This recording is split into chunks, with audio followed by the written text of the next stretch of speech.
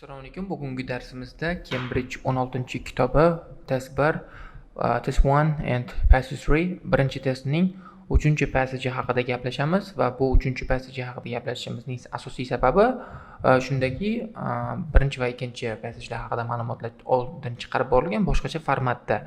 Agar bu format sizlarga ma'qul bo'lmagan bo'lsa, oldingi formatlar yangi bu webcam screen record formatida ham bu screen record formatda ham bu videolarni chiqarishimiz mumkin va bu qismda keling birgalikda the headingni o'qiymiz. Demak, bu qismda asosiy ma'lumotni o'qiymiz, title'ni o'qiymiz va title o'zingiz ko'rganingizdek future of work va bu qismda asosiy maqsadimiz o'zingiz bilganingizdek wow image properties. I don't want image properties, just turn it off. Nope, thank you. Bu qismda o'zingiz ko'rganingizdek future of work, ya'ni ishning kelajagi va birinchi navbatda biz savol turlarini ko'rib olamiz. Savollarga javob berish va ularning javoblarini tushuntirish, kommentlar berish va keywordlarning tarjimasi bilan sizga berish asosiy maqsad hisoblanadi va bu qismda o'zingiz ko'rganingizdek 27 dan 30gacha bizda multiple choice questions berilgan. Undan keyin esa 31 dan 34gacha esa summary completion with words like matching. Demak, bu qismda o'zingiz bilganingizdek oldingi videolarda ko'rsatganimizdek hech qanaqa sinonim berilmaydi. Tekstni birinchi navbatda o'qigan holda, tushungan holda, keyin esa javoblarga qarashingiz va shu orqali savollarga javoblarni topishingiz mumkin bo'ladi. Va oxirgi savol turlari 35 dan 40gacha matching people. Xo'p, demak bu qismda birinchi navbatda multiple choice savollarni birgalikda qila olamiz va undan keyin esa summary completionga o'tamiz. The first paragraph tells us about. Demak, birinchi paragrafda nima haqida ma'lumot berilganligini tushuntirishimiz kerak. Ya'ni birgalikda shuni tushuntirishga harakat qilamiz. Demak, birinchi navbatda o'zingiz bilganingizdek siz birinchi savolni o'qishingiz va undan keyin tekstga borgan holda, passagega borgan holda bu ma'lumotni topishingiz kerak bo'ladi. Bunga asosiy sabab oldin aytib o'tganimizdek 4 ta paragraf bo'ladigan bo'lsa, 4 ta savol, 4 ta option, 4 ta variant bo'ladigan bo'lsa, sizda masalan bittasi to'g'ri va 3 tasi xato bo'ladi va siz agar hammasini o'qisangiz, bitta to'g'ri javob bilan birgalikda 3 ta o'zingizga keraksiz umumiy mavzuga doir bo'lmagan keraksiz ma'lumotlarni olib qolishingiz mumkin. Shuning uchun ham asosiy navbatda birinchi navbatda siz tekstni o'qib olishingiz va undan keyin variantlarga ko'rishingiz kerak bo'ladi. Xo'p, bu qismda according to a leading business consultancy 3 to 14% of global workers will need to switch to different occupation within the next 10 to 15 years. O'zingiz ko'rganingizdek, switch degan o'zgartirish, boshqa okkupatsiyasini o'zgartirish kerak ekan. All workers will need to adapt as their occupation evolves alongside increasingly capable machines. Okay, need to adapt. No, don't do it. Adapt. Wow. Their occupation evolve alongside increasingly capable machines. Automation or embodied artificial intelligence is one aspect of disruptive effects of technology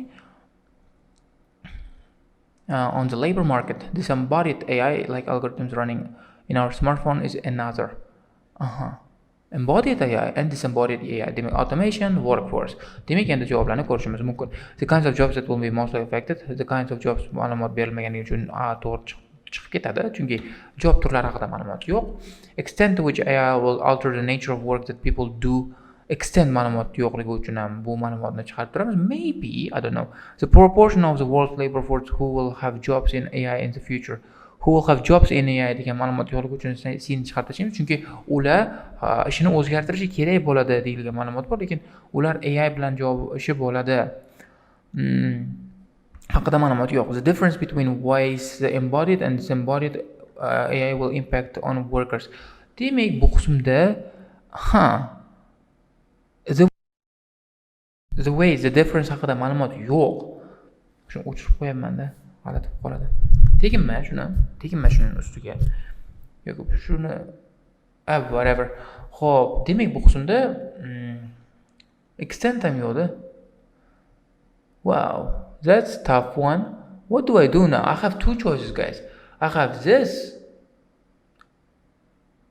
Oh, damn it. Proportion of the world's labor force who will have jobs in AI.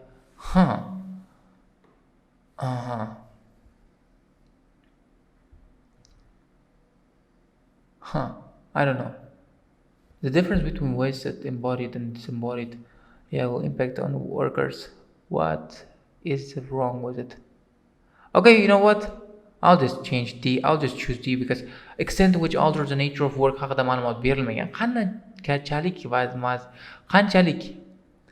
o'zgartirilishi berilmagan, lekin embodied, disembodied berilgan. Embodied haqida one aspect degan, disembodiedni algoritm deb tushuntirgan. Shuning uchun ham D variantini o'zimga taxmin qilib olaman.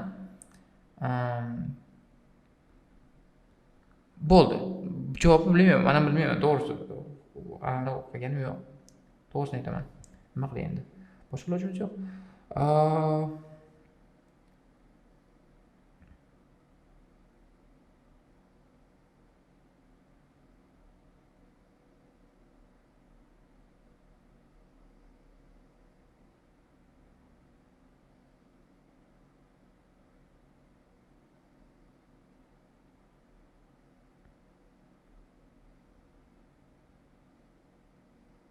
Then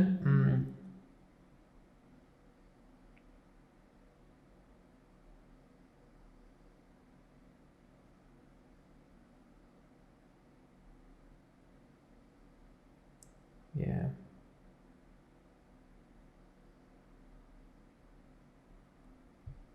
That's freaking preposition situation. Okay, 28 savolga o'tamiz. According to the second paragraph, what is Stella Pachidi's view of the knowledge economy? Hop, knowledge economy haqidagi fikrlarini o'qishimiz kerak shu odamni. Believes that some of the most fundamental changes are happening as a result of algorithmification of jobs that are dependent on data rather than on production. So the so-called knowledge economy algorithms are capable of learning from data to undertake tasks previously that needed human judgment, such as reading legal contracts, analyzing medical scans, and gathering market intelligence. Okay, fine. O'z ko'rganingizdek, asosan qaysi qism AI bilan AI sababli o'zgarib ketganligini knowledge economy haqida gapirilgan va nima uchun ham qaysi fundamental changelarni, ya'ni fundamental o'zgarishlarni qaysi qismda bo'layotganligi haqida yozilgan. Hop, it's having an influence on the number of jobs available. Jobs available number haqida ma'lumot berilmagan, kamaydi, ko'paydi degani yo'q. B, it's changing people's attitudes towards their occupation. Attitude ni ham o'zgartiradi degan ma'lumot yo'q, shuning uchun ham belgilamaymiz. It's main reason why production sector is declining. Production sector haqida umuman ma'lumot yo'q. Key factor driving it's a key factor driving current developments in the workplace. What is wrong with it? That's gonna suck because I don't know answers. What is wrong with these people? According to the second paragraph, what is Stella knowledge economy? Learning from data and data sets previously needed human judgment, and such as reading legal. Organization of jobs that are dependent on data rather than on production. So-called algorithms are capable of learning data from data and data sets. Is reading. Okay. This is a key factor driving current. Yeah, it's a key factor driving current developments in.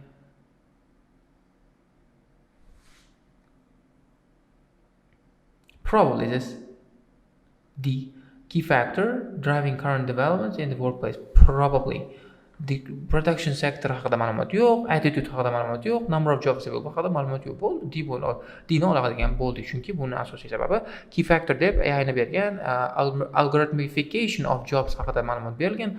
Bo'ldi. What did Pachidi observe at the telecommunications company? Hop, telecommunication company ni topamiz. Telecommunication company. Wow. Here, for over 2 years, Pachidi monitored the telecommunication company. Bold. Telecommunication company topdik. Keyword qarashimiz kerak is the way when telecom salespeople work is through personal and frequent contact with clients, using the benefit of experience to assess the situation and reach a decision. Okay. However, the company had started using an algorithm that defined when account managers should contact certain customers about which kind of campaigns and what to offer. Okay. Algorithm usually built by external designers often becomes keeper of the knowledge. She explains in the case. In short-sighted view begins to creep into working practice, thereby workers learn through the algorithm. Eyes become independent on the instructions. Short-sighted view begins to creep into working practices and algorithm eyes and become dependent on instructions. Alternative explorations where experimentation and human instinct lead to progress and new ideas are effectively discouraged. Demak, o'zini o'zingiz ko'rganingizdek, algoritm kiritiladi. Algoritm kiritilganining natijasida odamlar shunga o'rganib qoladi, bog'liq bo'lib qoladi. Odamlarning o'zi eksperiment qilish yoki instinktdan foydalanishga ruxsat bermaganligi natijasida o'sha yangi progress bilan yangi ideyalar hosil bo'lmaydi. Stop disagreeing with recommendations. Disagree haqida ma'lumot yo'q. Stop feeling resentful haqida yo'q. Stop making sure that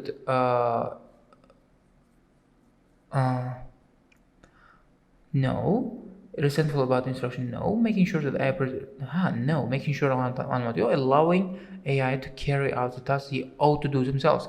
Demak, o'z ko'rganingizdek, o'zi qilish kerak bo'lgan ishlarni AI ga berib qo'yar ekan, bajartirishga. Mana o'zing bajar der ekan.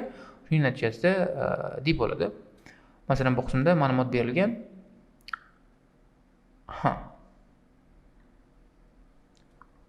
Mana bu yerda bor. Alternative explorations, learn to become dependent bo'ldi. Demak, ularga bog'lanib qoladi. That's it. O'zingiz ko'rganingizdek, bu qism qiyin. Men o'zim qiynalyapman javoblarni topishga. Tasavvur qiling, agar men shunchalik qiynalayotgan bo'lsam, chunki hamma narsani tushunyapman. Hamma narsani tushungandan keyin ham eng yomoni, eng dahshatlisi hamma narsani tushungandan keyin ham mantiqiy jihatdan o'ylab, bu bo'ladimi, bu bo'lmaydimi? Biroz vaqt sarflab o'ylashga keyin javoblarni topish mumkin. Demak, bu degani reading qiyinlashib ketyapti. Agar vaqtingiz bo'lmasa, reading zo'r bo'lmasa, listeningingizni, boshqa skilllaringizni rivojlantira olmagan bo'lsangiz, maslahat bermasdim reading qilishni. Chunki tasavvur qiling, masalan, listeningiz 7 turibdi, lekin readingiz masalan 5. Tasavvur qilasiz, to'xta, men readingimni 7 gacha chiqarib olishim kerak, listeningdan bir xil bo'lishi kerak. Lekin readingni 7 gacha chiqarib olish uchun siz 1000 soat mehnat qilishingiz mumkin. Siz 500 soat mehnat qilishingiz mumkin, lekin listeningni 7 dan 9 gacha chiqarish uchun 500 soat mehnat qilish kerak emas. U uchun masalan 200-300 soat mehnat qilishi o'zi yetarli. Demak, sizga return on investment, ya'ni o'zingizning mehnatingizga ko'proq natijani sizga listening beryapti. Sizga nima farqi bor? Masalan, listeningdan 9 olib 5, readingdan 5 olgan yoki listeningdan 7 olib readingdan 6 olgan, lekin birinchi vaziyatda listeningdan 9 olib readingdan 5 olsangiz, overall ko'proq ball chiqadi. 7 bo'ladi masalan. Qo'shib olib 2 ga bo'lib olsangiz, sizga o'sha yaxshiroq emasmi? Masalanda o'ylab ko'rsangiz. Shuning uchun ham bu qismda work not hard, work smart. Work hard and smart. Demak, bu qismda strategic planning ham alohida e'tibor berishingiz kerak. Agar levelingiz kuchli bo'lmasa, imtihonni tez topshirishingiz kerak bo'ladigan vaziyatda readingga yopishmang. Readingga yopishish juda ham xato strategiya bo'ladi. Chunki mana o'zingiz ko'rib turganingizdek, qiyin, hamma narsa qiyin. Shuning uchun ham maslahatim topdingiz maqsadim. In his recent survey published research, Even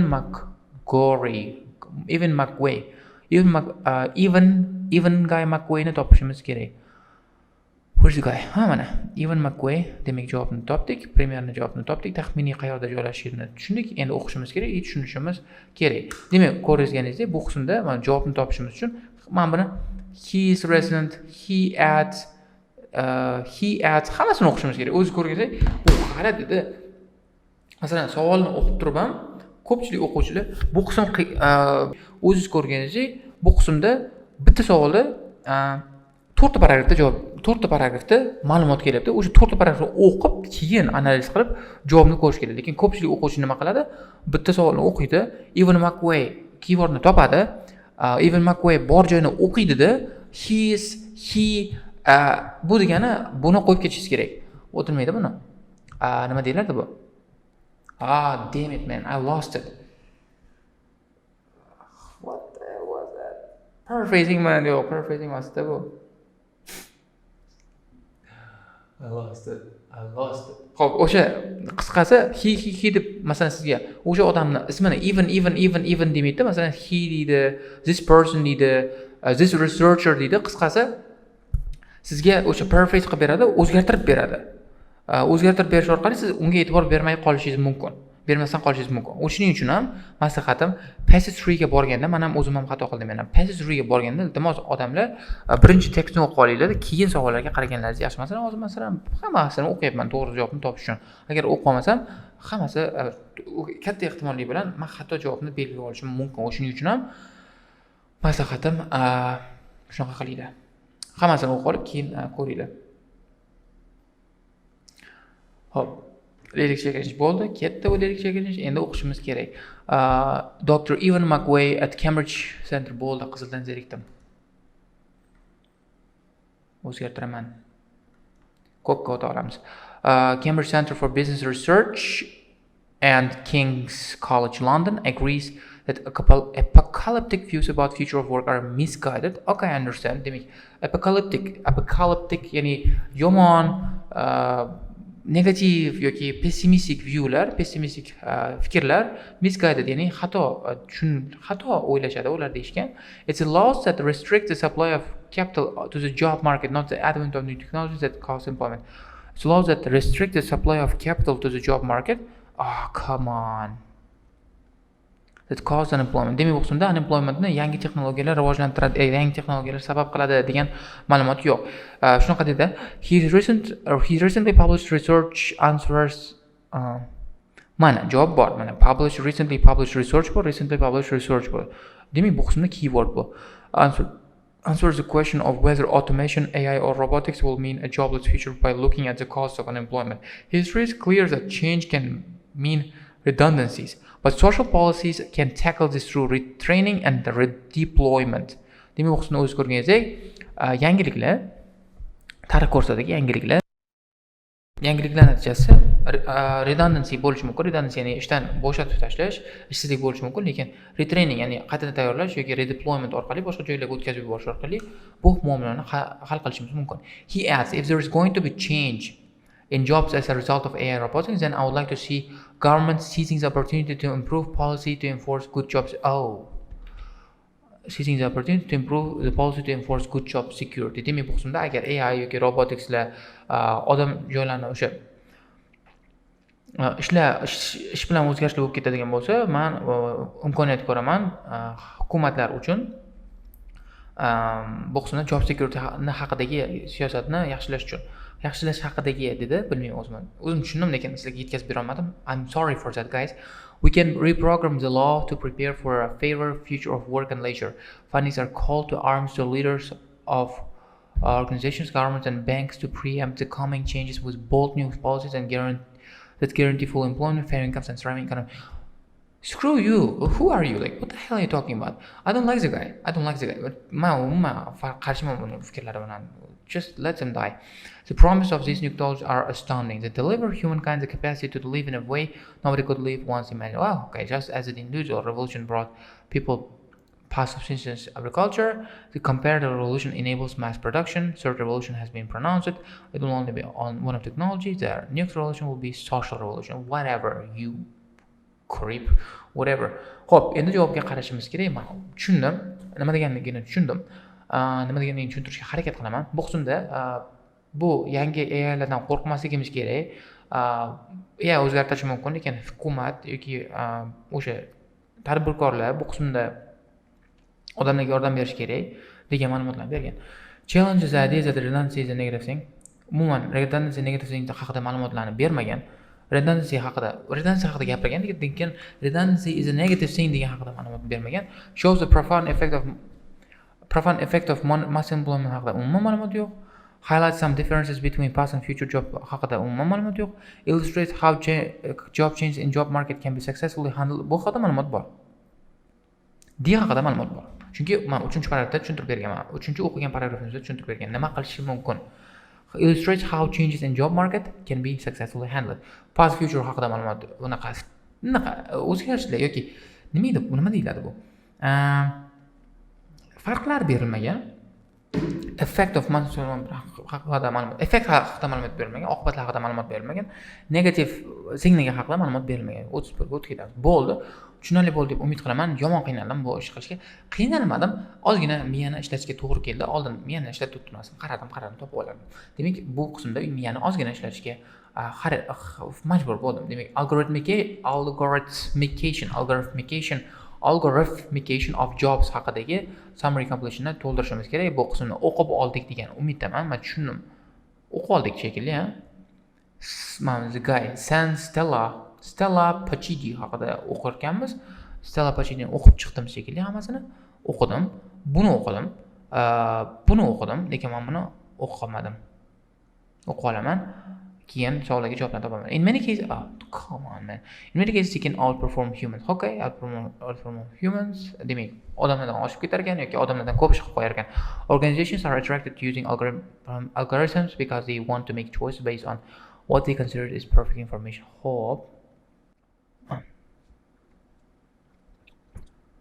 Not without consequences. Written consequences are taken over. How do professions develop their future experts? How do they? One way of learning about the job is legitimate peripheral participation. A novice stands next to experts and learns by observation. If it's not happening, you need to find new ways to learn. Okay, I get it. Pachita and colleagues have observed people developing strategies to make algorithms work on to their own advantage. We're seeing where workers feed algorithms with false data to reach their target. What the hell? Really?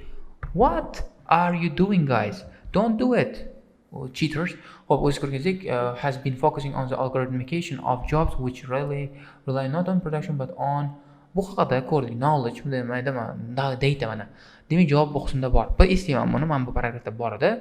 O'zingiz ko'rganingizdek, that depend on data rather than production. Demak, bu qismda not on production but on information. Data ni sinonim information, shuning uchun ham G ni yozib qo'yishimiz kerak. G bo'ldi ketdi.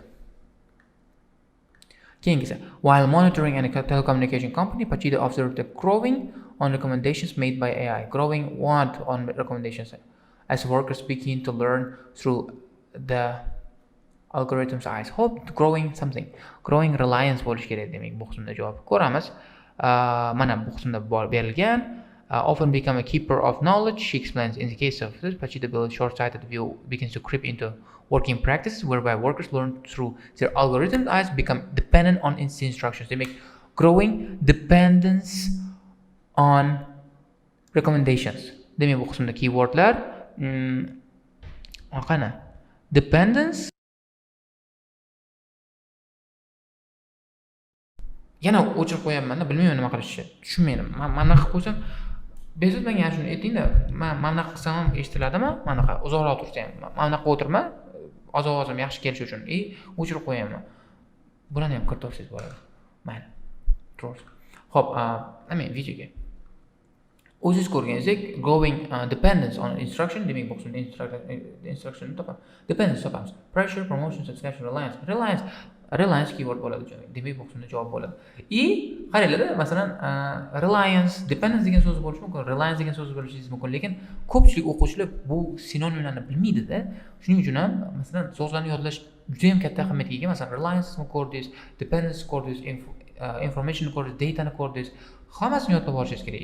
Bu qismda men adashdim, javoblar sinonimlar kelyapti. Oldin sinonimlar kelmasdi. Bunaqa mentally bunaqa o'ylab topib olardingiz. Endi osonlashib qolibdi bu qismda. Mayli, osonlashaversin. Bizga yaxshi-ku, to'g'rimi? Bizga yaxshi yuqori balllarimiz. Screw them. Forget about this, guys. We have to get normal score. Xo'p, ketdik. Meanwhile, staff are deterred from experimenting using their own ideas probably. Eslayman bu qismni, and they are therefore prevented from achieving innovation. Bu qismda innovation, progress, new ideas bor, effectively discourage the experimentation and human instinct. Demak, bu qismda experimentation bor, experimenting and using their own instinct bo'lish kerak. And o'sha uchun ham mana bu innovatsiya bilan progress to'xtab qolar ekan. Instinct.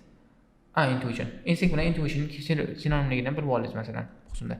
O'zingiz ko'rganingizdek, intuition va instinct sinonim so'zlar hisoblanadi. Shuning uchun ham yodlab oling. To avoid this kind of situation which Pachidi observed, the researchers are trying to make AI decision-making process easier to comprehend and to increase users with regard to technology. Users what? Topish kerak. And in the meantime, we make sure we fully understand the dilemmas, and this would now rise regarding experts. No, what? Their objective is to make AI technologies more trustworthy, transparent, so that organizations, individuals understand how AI decisions are made. Hope they make trustworthy and transparent. They make it easy to comprehend. I don't know. Shu qismda javob borda qisqasi. Demak, bu qismda user confidence bo'ladi. Chunki keyword individual understand hope. Pressure bo'lmaydi, promotion bo'lmaydi, satisfaction with regard to technology maybe. Confidence maybe. I don't know. Topish kerak. Shu joyda bo'lish kerak javob. I'm tired. Charchadim.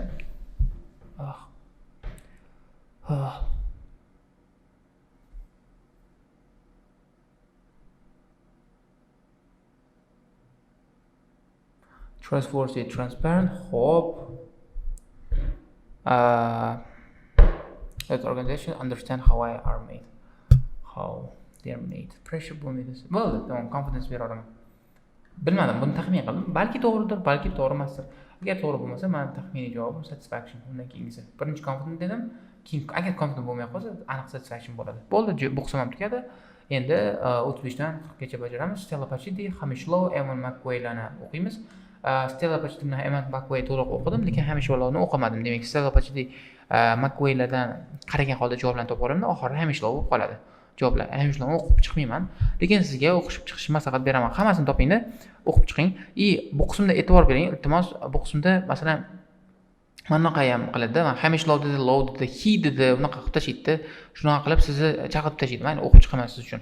Xo'p, economics professor Hamishlow believes the future of work will involve major transition across the whole life course for everyone. Whole life course, traditional trajectory of full-time education followed by full-time work, followed by a pension retirement is a thing of the past or hope.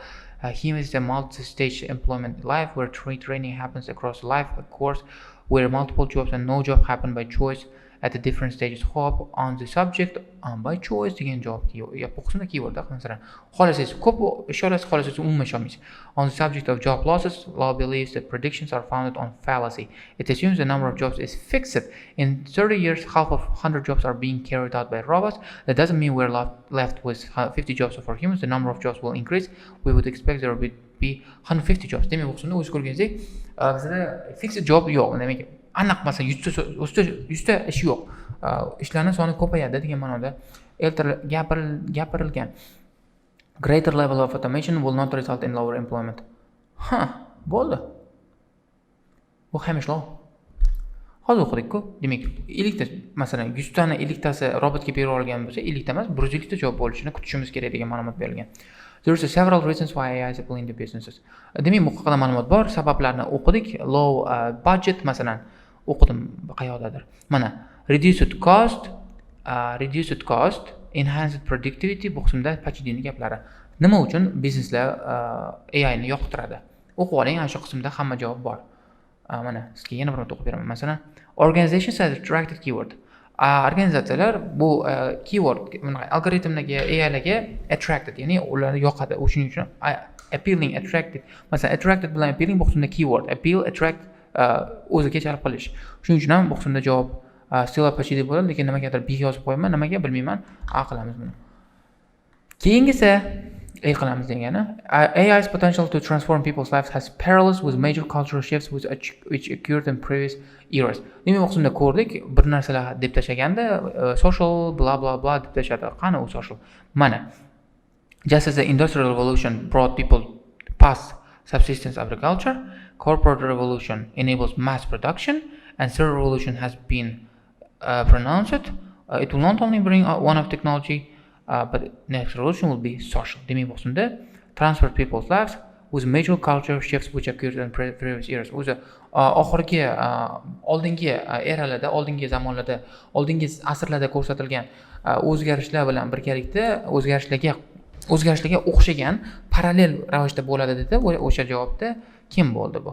Bu McQuay bo'ldi. Shuning uchun McQuayni C deb belgilab qo'yamiz bu qismda. Xo'p, C bo'ldi. Keyingi savolimizga javob. It's important to be aware of the range of problems. Range of problems AI causes. Bilmayman, buni o'qimaganman. Range of problems qani? Problemalar haqida ma'lumot bordimi? Hamish gapirmagan. McQuay gapirmadi. Wow, I have like Tajik accent. Gapirmadi. What the heck? What is wrong with you, man? You have terrible accent, by the way. Buni ham qo'yib ketavering. Bularni keyin cut qilamiz, funny moments qilamiz, bironta qilib I have a terrible accent. I have terrible Uzbek accent. That's why I just avoid speaking Uzbek, because I just don't like this accent. Like it's like Farsi or like Tajik Bukhara accent. I don't like this thing. I have to make it like normal Uzbek thing. Hope it's important to be aware of the range of problems. Bilmayman, muammolar qayoqda edi? Qayerda edi? I don't know. Oh, damn, man. Mana bu yerda bor. Shuda tushuntirib berganda, mana bu yerda bor. Pachida tushuntirib bergan, odamlar bog'lab bo'lib qoladi, odamlar bog'lanib qoladi, rasvo qiladi hamma joy degan ma'lumot bor. Rasvo qiladi demagan-ku, endi muammolarga sabab bo'ladi degan. Zerikmadim, charchab qoldim. Shuning uchun ham tez o'tib ketaman. Bu shu berilgan qismlarni bir o'qib oling, tarjima qilib oling, Google Translate ga tashlab yuboring. Uzr so'rayman, agar to'liq tushuntira olmagan bo'lsam, tushuntirganimni tushunmagan bo'lsangiz. I'm sorry guys. People are going to follow a less conventional career first in the past. Bu hamishlo. Ana bu qismda oldingi yillarda bitta o'qirdik, bitta ishlardik, bitta pensiyaga chiqib ketardik. Endi bunaqa bo'lmaydi. Xohlasang ishlaysan, xohlasang umuman ishlamaysan, mana bu yerda yozilgan. Retraining bo'ladi, любой vaqtda retraining qilib olasan degan ma'lumotlar berilgan. O'shuning uchun ham hamishlovni B deb belgilab olishim kerak. Nimagadir G belgilab qo'yibman, tushunmayman nimagaligini. I'm crazy guys. Xo'p, keyingisi.